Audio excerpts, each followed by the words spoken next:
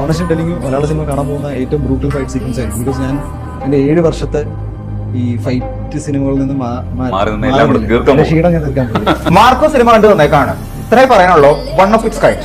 അവര് എന്താണ് മാർക്കറ്റിംഗിൽ പറഞ്ഞത് അത് കറക്റ്റാണ് സിനിമയെ പറ്റി പറയുന്നത്.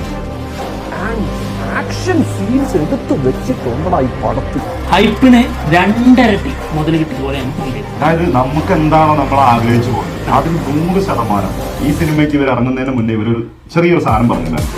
അതായത് ഇന്ത്യയിലെ തന്നെ ഏറ്റവും വലിയ വയലന്റ് അത് ഈ മാർക്കോ തന്നെയാണ് അന്ന് തെളിയിച്ചു തന്നത്. ഇത് ഓണസ്റ്റ് ആയിട്ട് ഞാൻ നെഞ്ചത്തോട്ടിട്ട് പറയാണ്.